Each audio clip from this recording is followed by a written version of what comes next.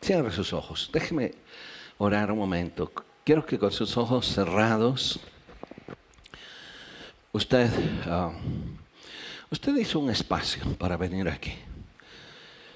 Y yo estoy seguro que usted pudiera estar haciendo otras cosas, necesidades en casa, pendientes que tenga, visitas.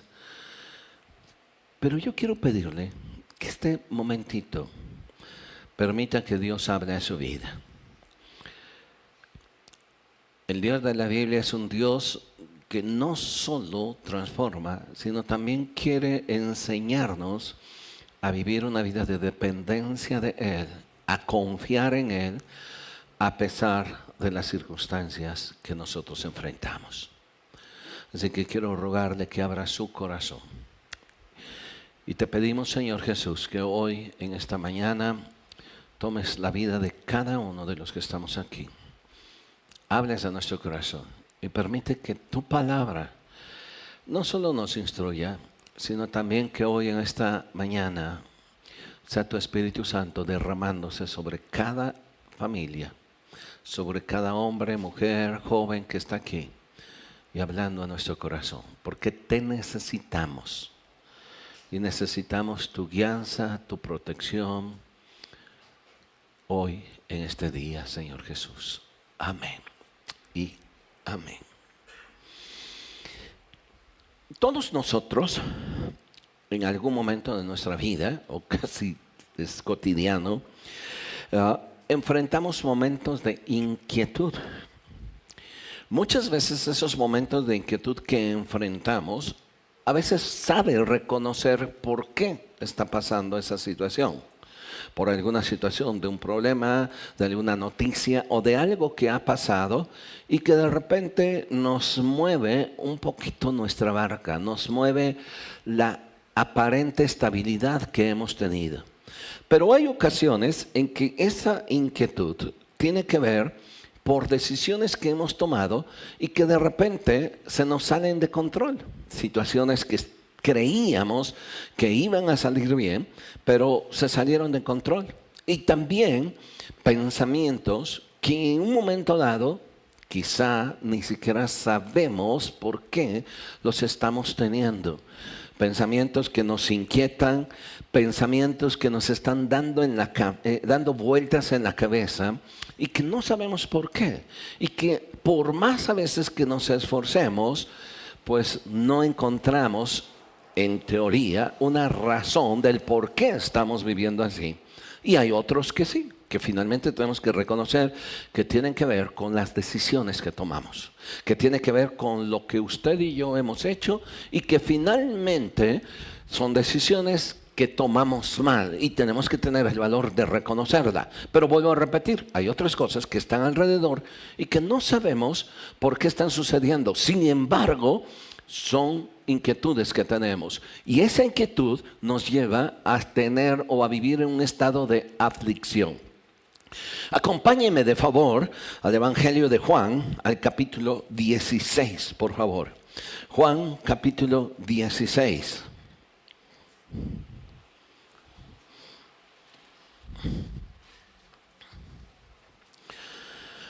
Jesús está hablando.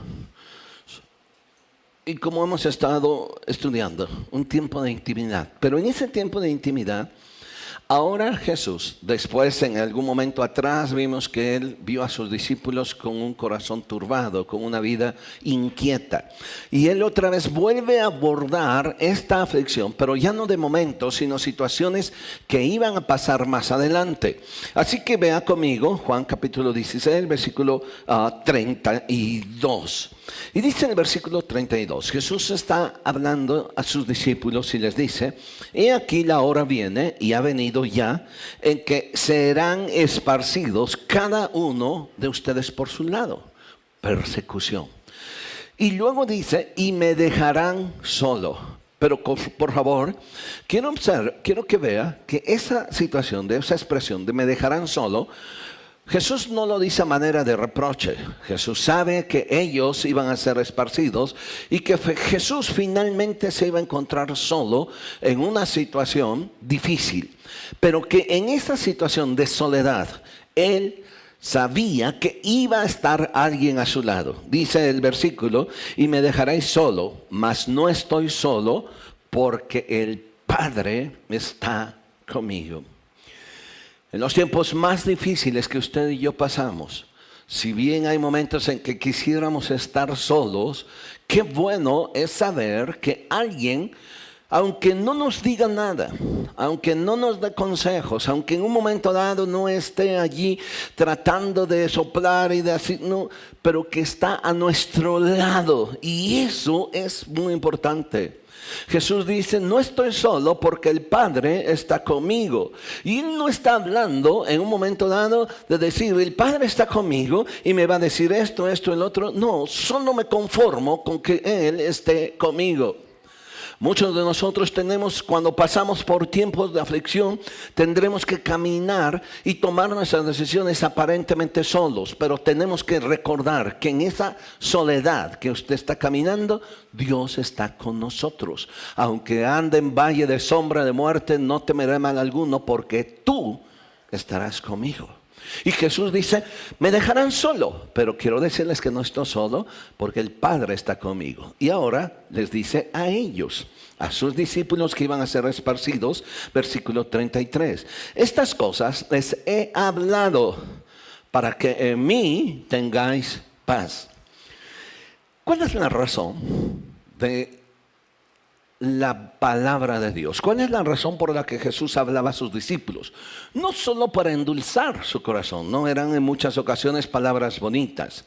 El propósito de cada palabra, de lo que Dios quiere hablar a nuestras vidas, es que usted y yo aprendamos a tener paz en medio de la adversidad, paz en medio de la aflicción. Versículo 33, estas cosas les he hablado para que tengáis paz. En el mundo tendréis aflicción, pero confiad, yo he vencido al mundo. En febrero de 1944, durante la Segunda Guerra Mundial, una familia que vivía en los Países Bajos, en Holanda, de apellido Ten Boom, era una familia cristiana, no eran judíos. Sin embargo, eran unas personas que eran piadosas y que amaban al pueblo de Israel, y que en esa situación de persecución, donde tomaban a los judíos y los llevaban presos y los llevaban a centros de reclusión para ser atormentados, y muchas veces de allí no salían, sino pues literalmente eran campos de concentración. Esta familia, la familia Ten Boom, se dedicó a cuidar y a proteger a judíos que eran perseguidos. En su casa, la familia lo hizo dentro de un espacio, un cuarto oculto, de tal manera que cuando alguien llegaba no sabía que había un cuarto porque estaba oculto. Ellos, cuando encontraban a un judío que era perseguido, les albergaban, les daban alimento. Pasaron tiempos difíciles porque la economía no era tan buena. Sin embargo, ellos solían salir y trabajar el doble para poder darle alimento a los judíos que estaban dentro de ese cuarto. La familia entonces se dedicaba a cuidar a los nazis, a los judíos, de esa persecución nazi. En febrero de 1944, toda la familia fue arrestada, no siendo judíos. ¿Por qué? O el castigo es porque ellos protegían a los judíos. Dos hermanas, Cori y su hermana Casper, fueron arrestadas y llevadas a un campo de concentración a Holanda. Su padre murió un tiempo después, dos hermanos también. Corrie ten Boom, juntamente con su hermana, permanecieron en ese campo de concentración. Desafortunadamente, no pudo sobrevivir su hermana. Debido a las inclemencias que había alrededor, su estado de salud fue desmejorando, de tal manera que un día le avisaron a Corrie ten Boom, a la hermana mayor, que su hermana había fallecido. Y ella murió allí. Nunca supo dónde quedó. ella siguió en ese campo de concentración. Se dice que pasó casi un año hasta que fue liberada después, pero no por falta de pruebas, sino porque aparentemente hubo un papeleo en donde se tergiversó y no se supo quién era ella y la sacaron. Corrie ten Boom narra en su libro, y algunos de los que están aquí posiblemente han leído el libro, de los que ya tienen años en el cristianismo, que se los recomiendo, se llama El Refugio Secreto. De hecho, también se hizo una película de esta historia del refugio secreto, donde al final ella aparece. Ella murió en el mes de abril de 1980 y tantos, a la edad de 91 años. Curiosamente, Corrie ten Boom murió cuando ella cumplía 91 años, precisamente el 15 de abril. Ella nació un 15 de abril y murió un 15 de abril.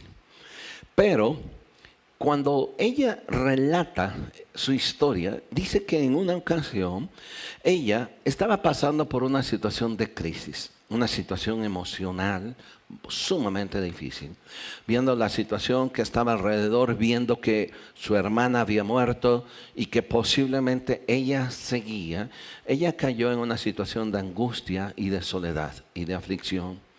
Dice que pasaba las noches llorando, porque no veía la solución a todo lo que estaba pasando. Así que ella, en un momento dado, describe que perdió su paz.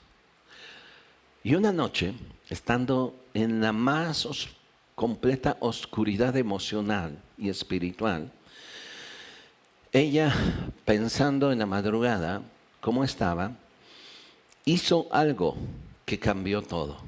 Y eso que hizo fue algo que todos nosotros hacemos y que ella como cristiana lo hacía, pero ese momento fue un parteaguas en su vida. Ella dice que en esa situación difícil comenzó a orar entregándole a Dios cada temor que venía a su mente. Fue sencillo, nada más abrió sus labios y le dijo a Dios: tengo miedo de esto y de esto. Y se lo entregó a Dios. La situación no cambió. Amaneció y seguía en el mismo campo de concentración. Seguía en la misma prisión. El peligro seguía ahí. Pero ella dice que algo cambió dentro de ella. Años más adelante, ella escribe una frase que sí va a ser célebre. Y quiero decírsela. La preocupación, ella decía, no vacía el mañana de su dolor, pero sí vacía el hoy de su fuerza. En la medida en que usted y yo nos preocupamos, la verdad de las cosas que se va haciendo un peso mucho más grande en nuestra vida. En la medida en que nos enfocamos en nuestro problema y en nuestra aflicción, ese problema se va haciendo más pesado. Y al contrario, no desaparece. Nos levantamos con más dolor en nuestro corazón. Y lo único que va a hacer en nuestra vida, dice Corrie ten Boom, es que nuestras fuerzas se van minando. Mi vida se va vaciando de fuerza y de dependencia en Dios. De tal manera que nada ni nadie ha podido solucionar algo preocupándose por algo. Al contrario, lo único que va a marcar en nuestra vida es más dolor y más quebranto, la aflicción. Ahora, regrese por favor al versículo 33. Porque hay algunas frases que yo quiero resaltar con usted. Jesús, hablando con los discípulos, les dice: en el mundo tendréis aflicción. Fíjese qué curioso. O sea, pareciera ser que nosotros quisiéramos a un Dios que estuviera librándonos de todo, que en el momento en que nos llama y seamos sus hijos, Él nos lleve a una sobreprotección y nos pueda decir: no te va a pasar nada y te voy a librar de todo. Jesús les dice a sus discípulos en el versículo anterior: ustedes van a ser esparcidos.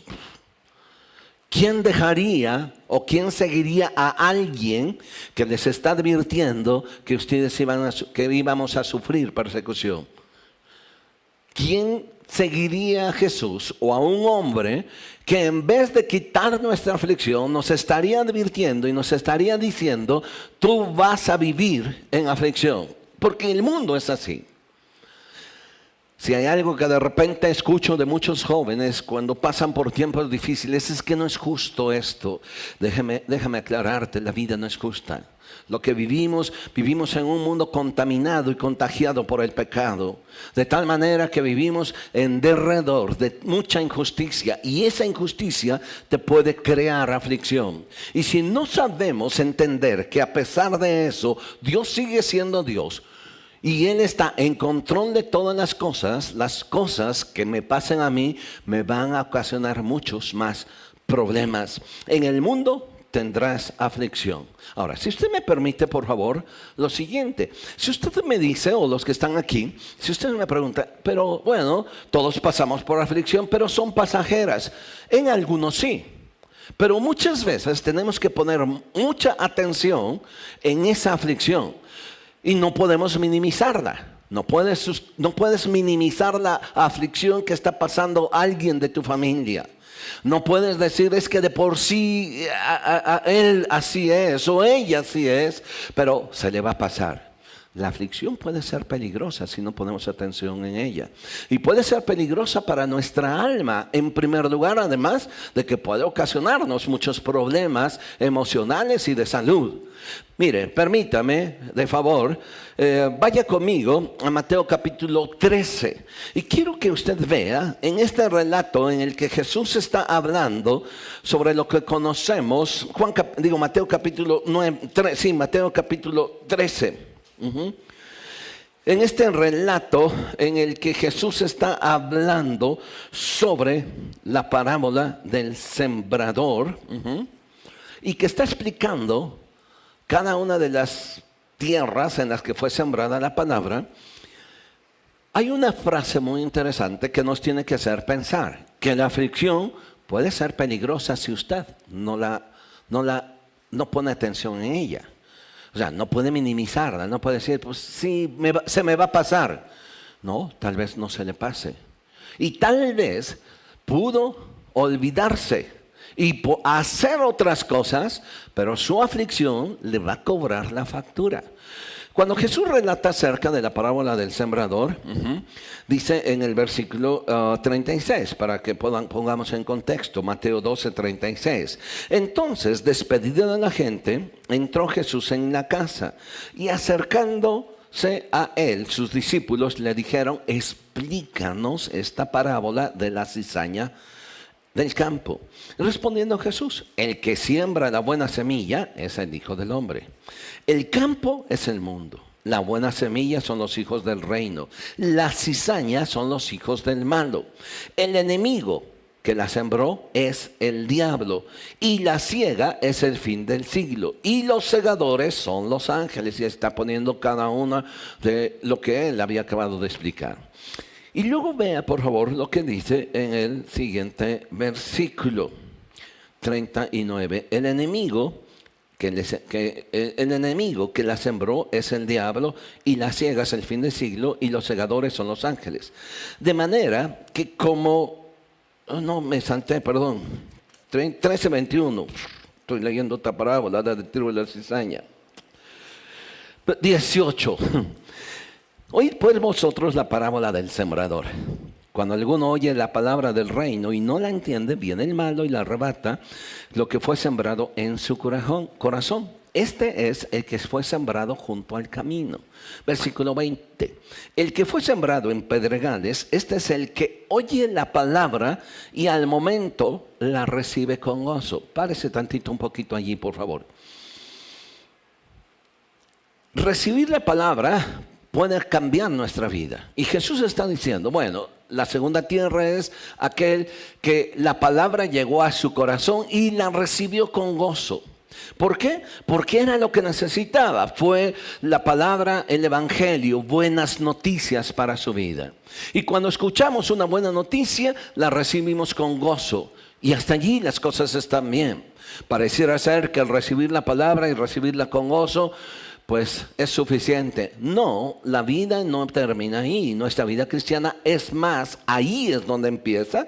Entonces, dice en el versículo 20, el que fue sembrado en pedregales, este es el que oye la palabra y al momento la recibe con gozo. Pero no tiene raíz en sí, sino que es de corta duración. Pues al venir la, ¿qué? Aflicción. Y la persecución por causa de la palabra tropieza. ¿Es peligrosa la aflicción? Mucho. Debemos de tomar en cuenta cuando usted y yo estamos pasando por un tiempo difícil. Sí.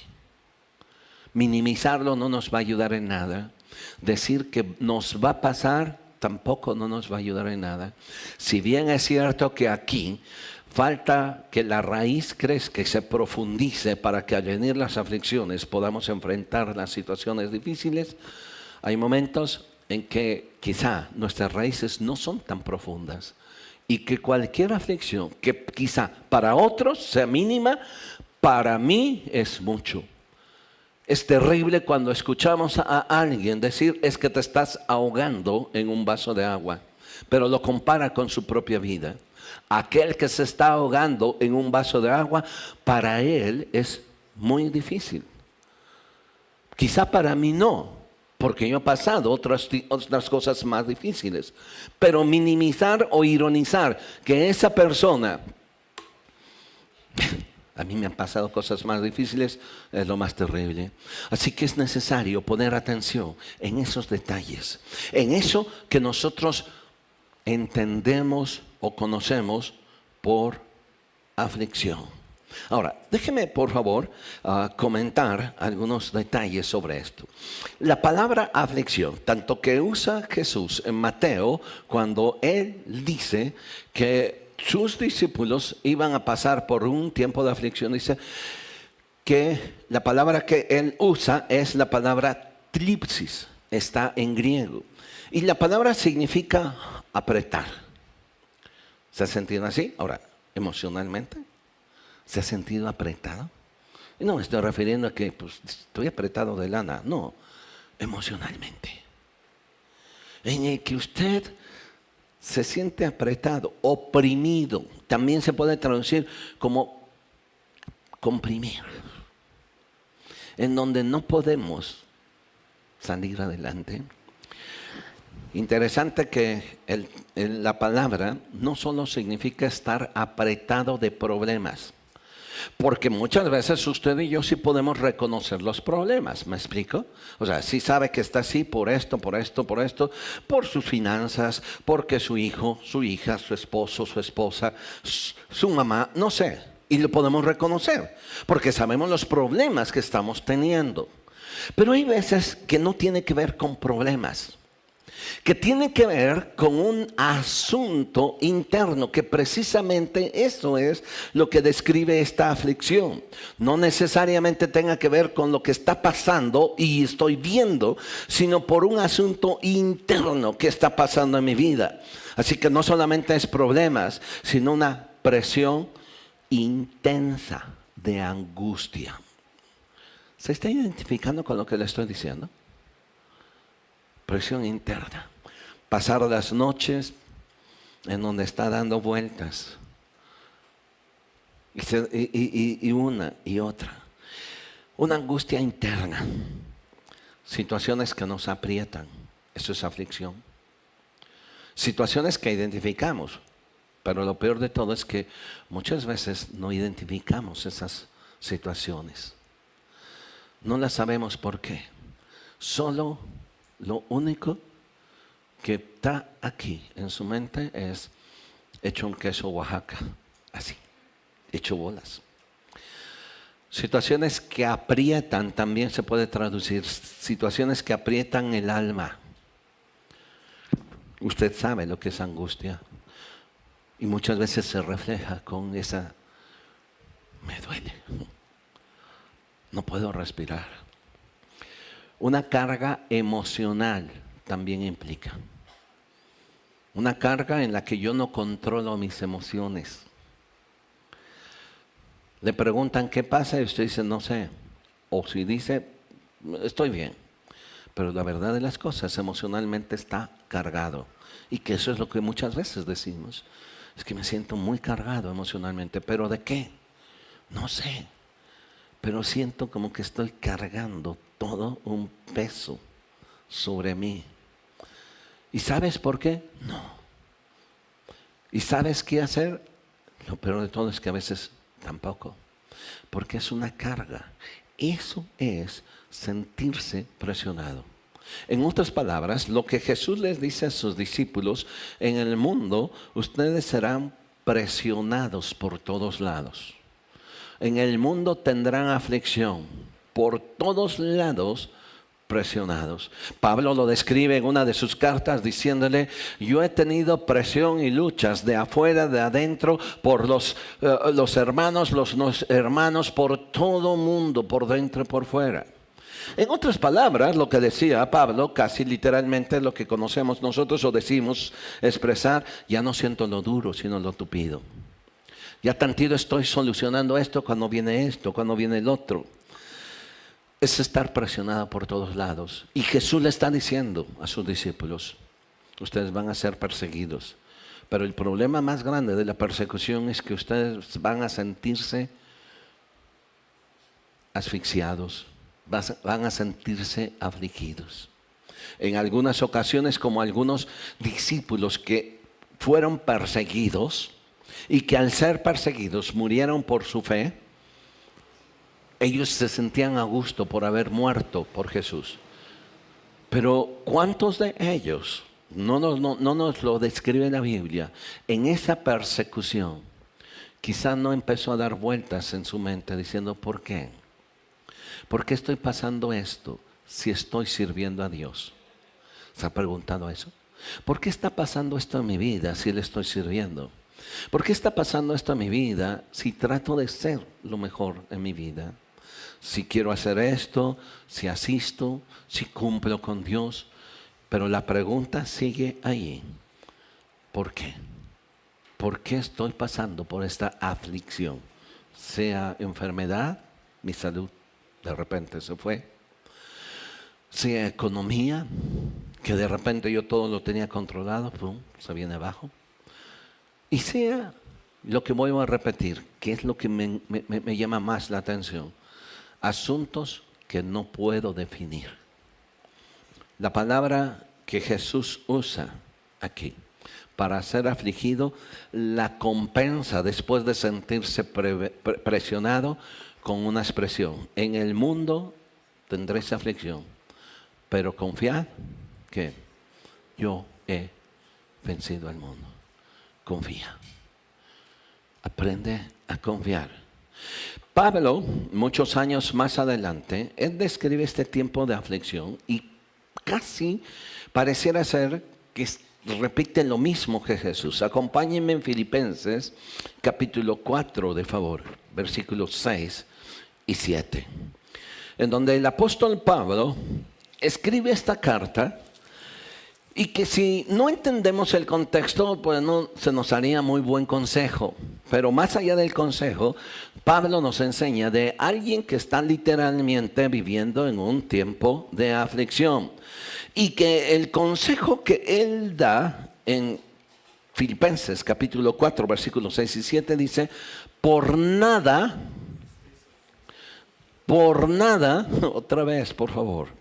Bueno, aunque sea tantito, esto sí vale la pena. No, por nada estéis afanosos, si no sean conocidas vuestras peticiones delante de Dios en toda oración y ruego con acción de gracias. Y luego dice, y la paz de Dios, que sobrepasa todo entendimiento, guardará vuestros corazones y vuestros pensamientos en Cristo Jesús. No estés por nada afanoso.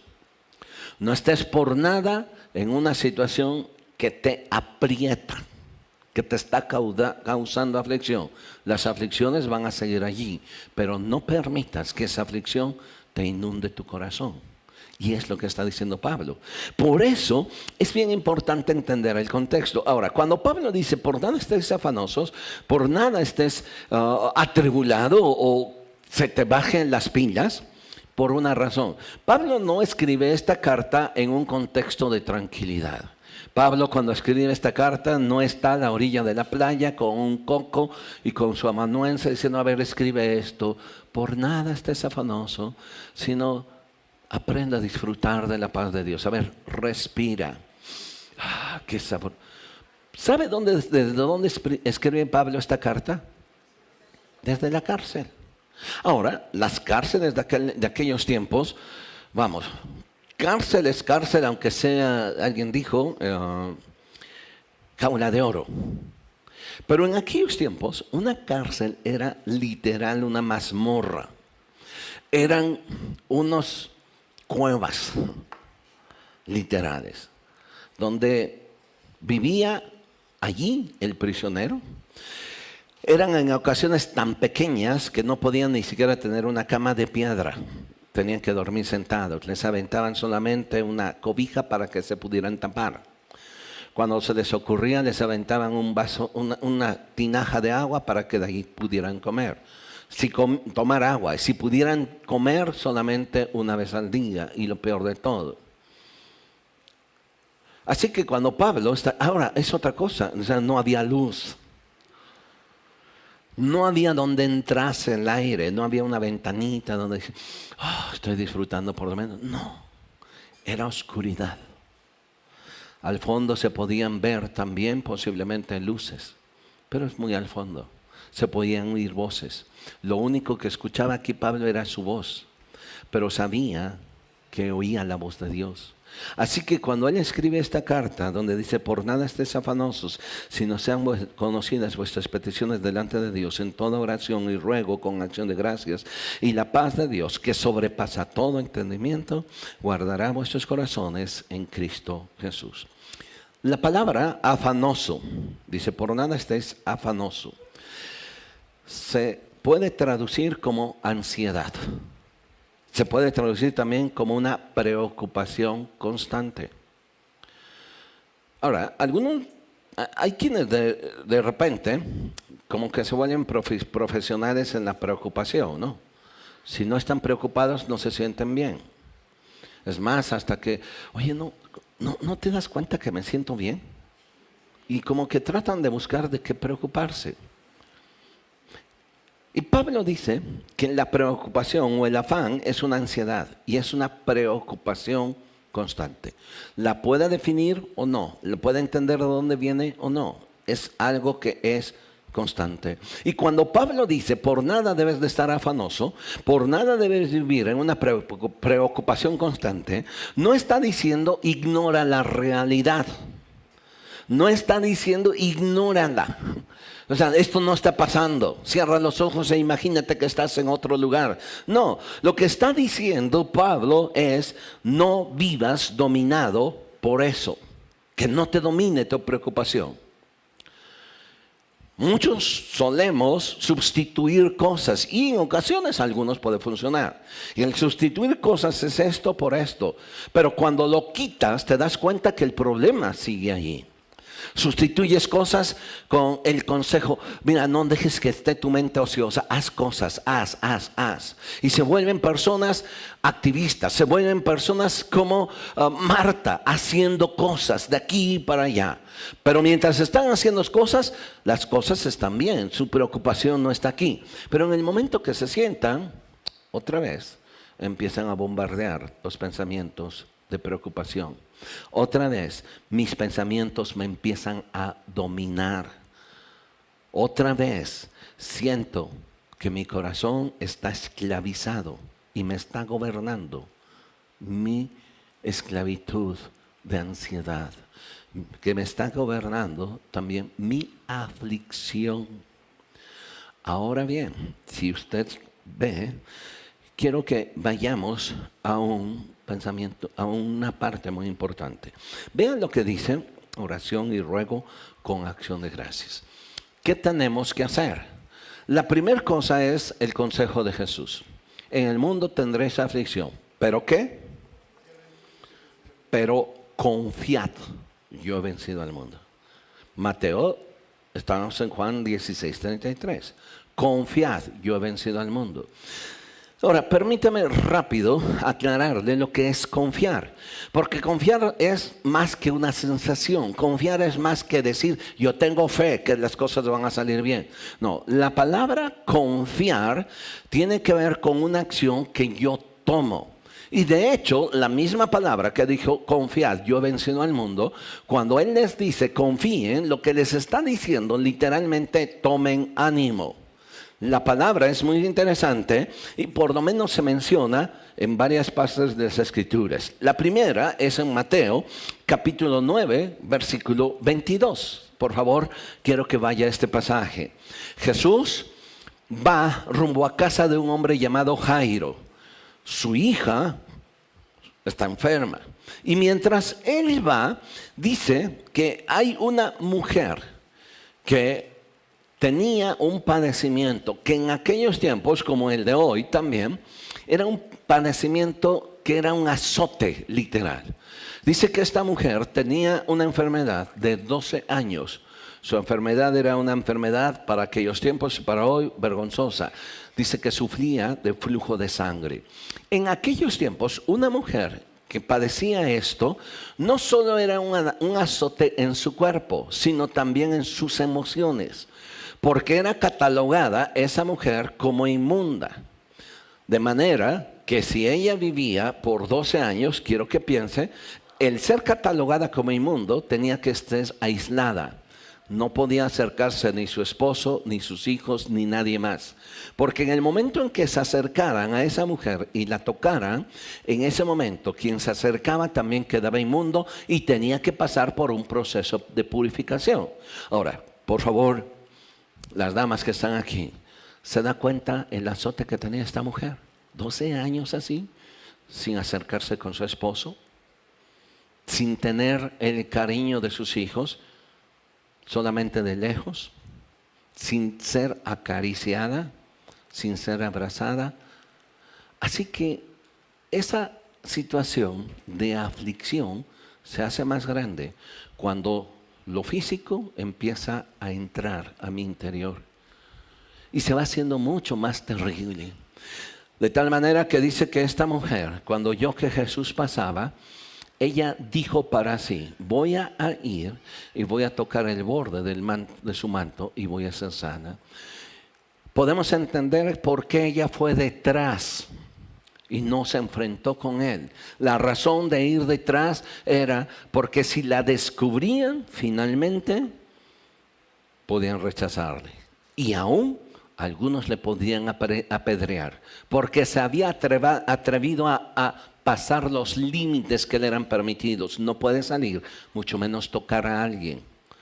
Así que ella fue con toda la vergüenza, pero también con todo el dolor, y fue y tocó solamente por detrás el borde de Jesús, de su manto. Y cuando Jesús sintió, dice la Biblia, que poder o virtud había fluido sobre él, él se volteó y preguntó, ¿quién me ha tocado? Los discípulos dijeron, Jesús, mira, vienes como jitomate de la Purísima en una caja, todos te aprietan, pero Jesús sabía que a alguien le tocó diferente. Y eso es algo que usted y yo tenemos que aprender. No todo el que ora y que el Señor te toco y lo creo y todo eso. O sea, ¿cuántos tocamos el borde del manto de Jesús creyendo que algo va a salir de él? Solo tocamos para ver si algo pasa. Y cuando Jesús se vuelve, esta mujer se siente descubierta y se tira al piso y le dijo, Señor, yo. Y Jesús le dijo algo que quiero que usted entienda. Mateo 9:22. Jesús, volviéndose, mirándola, le dijo, ¿qué? Ten ánimo. ¿Qué significa ten ánimo? Confía. Es la misma palabra. No solo es creer. Ten ánimo significa ten valor, cobra ánimo, levántate. No tienes por qué estar así. Hoy quiero que usted guarde esta palabra, quien sea, hombre, mujer, joven, Y quiero decirte exactamente lo mismo. Toma valor, levántate. Si muchas veces te has sentido relegado o relegada, te has sentido apartado porque piensas que eres tan malo o tan mala como otros y que no mereces ni siquiera acercarte a Jesús, Jesús te dice, cobra valor, cobra ánimo, levántate, enfrenta tu temor con valentía. ¿Cuáles son esos temores que nos están causando aflicción? ¿Cuáles los temores que estás teniendo ahorita, esta semana, o que unos que, pues ya empezamos, ya estamos casi a medio año, pero los temores están allí y son constantes? ¿Y qué va a pasar de mi vida? ¿Y qué voy a hacer? ¿Y qué va a pasar? ¿Y si no hago esto? ¿Y si no hago el otro? Y todo lo que vamos haciendo pareciera ser que nos va hundiendo más y más. Pablo se encontraba en la cárcel. Y en la cárcel, otra vez, Hechos capítulo 23, versículo 11. Yo creo que por eso Pablo había aprendido a decir desde la cárcel, por nada estés afanosos. ¿Por qué? Porque él podía decir, hace muchos años en una cárcel vino un ángel y me dijo una cosa. Hechos capítulo 23, versículo 11. A la mañana siguiente se le presentó el Señor y le dijo, ¿qué? Ten ánimo. Ten ánimo. ¿Qué es esto? Levántate, enfréntate a tu temor, enfréntate a eso que te está causando aflicción.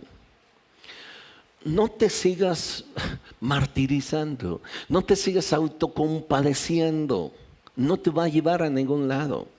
Es que pobre de mí, es que no nos va a llevar y nunca te llevará a ningún lado, al contrario, te va a causar más aflicción. Y Pablo escucha esta palabra, ten ánimo. En otras palabras, enfrenta tu temor. Huir de él no nos va a ayudar en nada. Enfrenta tu temor. Ahora, 2 Corintios capítulo 1, versículo 6. Este es un texto interesante porque me dice que va a pasar tribulación. Y en la tribulación yo tengo que cobrar ánimo. ¿Sí? Segunda a los Corintios, capítulo 2,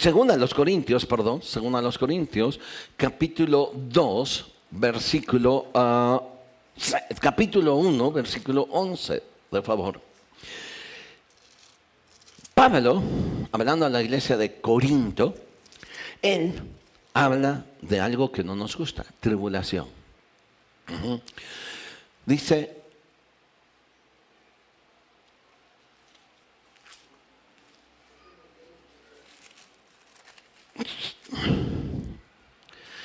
Segunda Corintios 1:6. Dice, pero si somos atribulados, ¿es para qué? Vuestra consolación. 1:6. Pero si somos atribulados es para que seamos consolados. Si usted y yo vienes hoy en esta mañana atribulado, y atribulado no necesariamente tiene que ver con una persecución grande, atribulado de espíritu. La madre de Samuel, por no tener hijos, porque en esos tiempos una mujer estéril era una mujer catalogada como de tercera, cuarta categoría. Ella cada vez que subía al templo a orar, era humillada por otra persona. Y cuando ella oraba, dice que estaba orando de tal forma en esa ocasión, esa última ocasión que subió, y se abrazó de un pilar del tabernáculo. Todavía no existía el templo.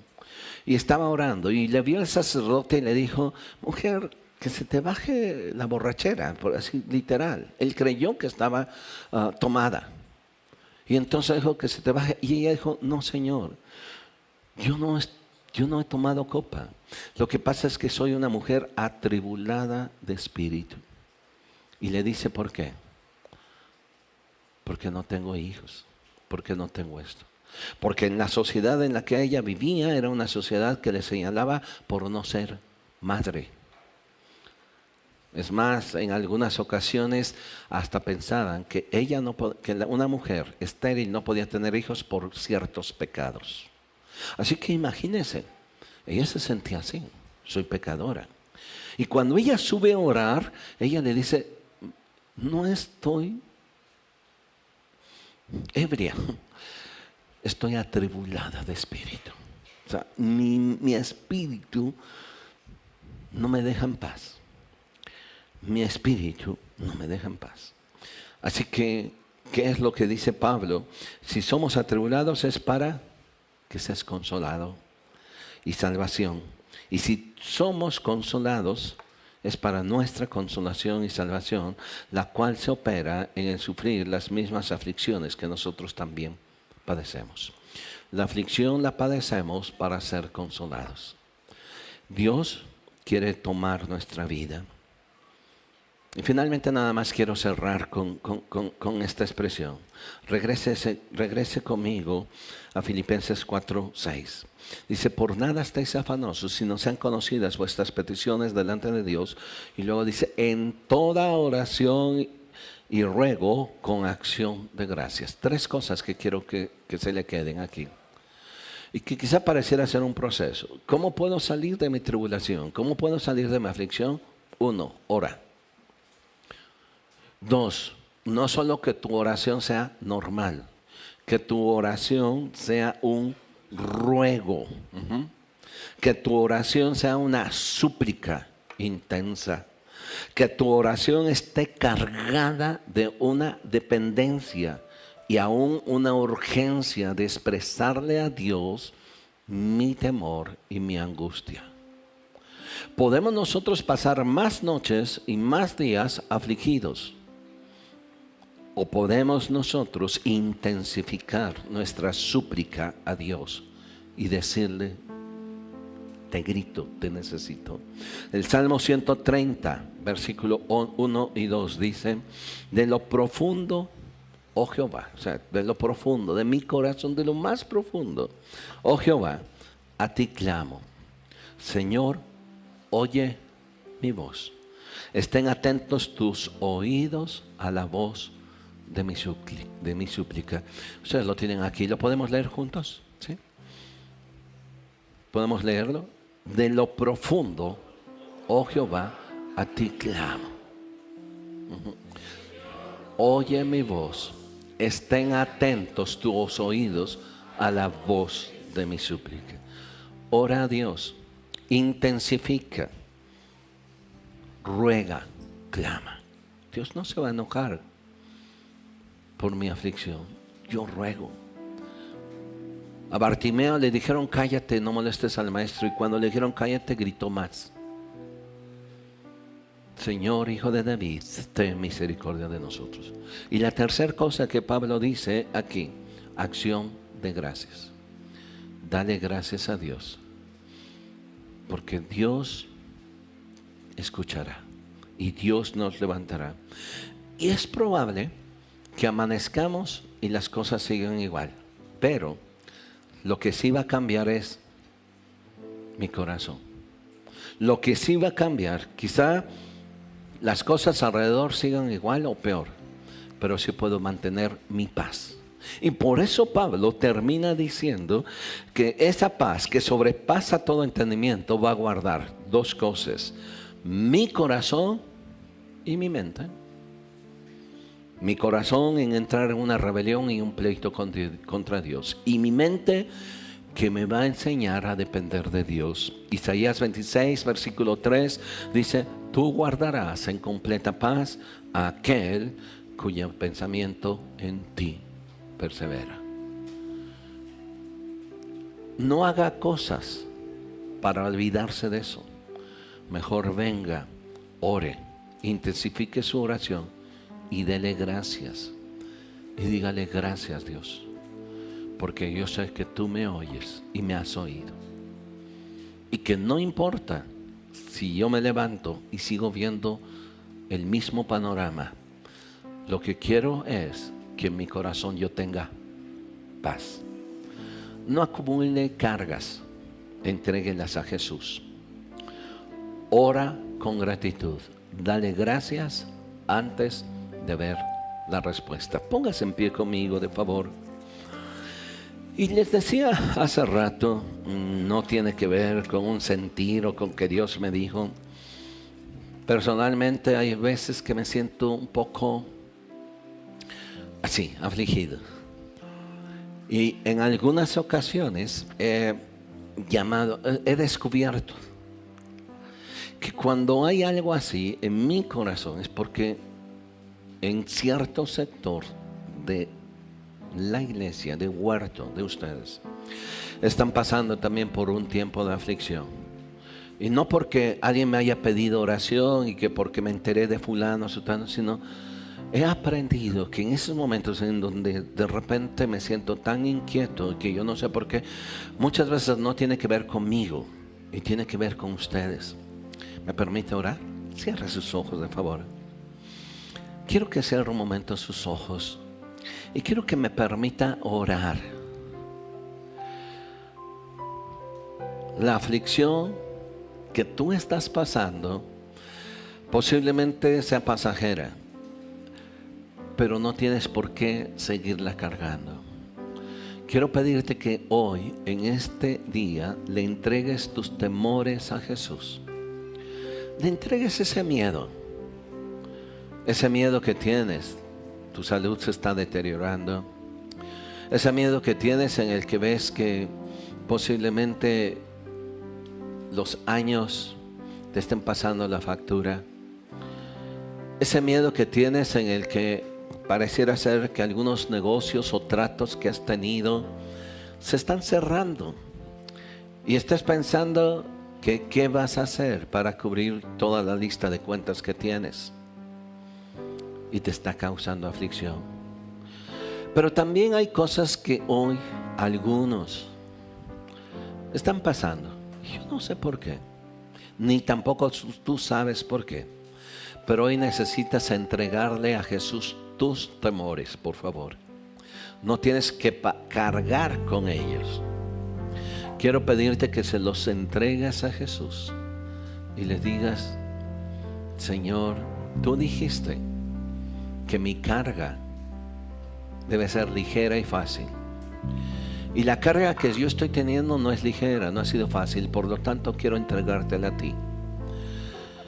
Quiero que tú me pongas tu carga, no la que el mundo me ha estado poniendo, no la que el mundo me ha estado diciendo que se va a acabar todo, que hay de mí y que tengo que mover cosas. Hoy yo quiero descansar en ti, Jesús. Te entrego mi corazón. Te entrego todo lo que soy y te entrego especialmente mis temores.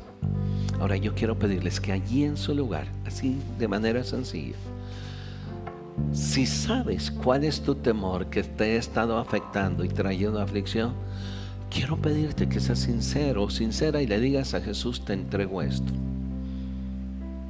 Te lo entrego. Quiero que tú pongas tu mano sobre mí y me des paz. Esa paz que sobrepasa todo entendimiento, que va más allá de lo comprensible. Esa paz que guarda mi corazón y mis pensamientos. Hoy te los entrego. Un momentito, díselo a Dios. Levanta un momento tus dos manos. Yo creo que muchos de nosotros, en mayor o menor grado, nos hemos sentido así en estos días. ¿Te has sentido así, afligido o afligida? Y dile hoy: Señor, toma mi vida. Declárate ante Él impotente, pero escucha lo que Él te está diciendo. Cobra ánimo, toma valor, levántate.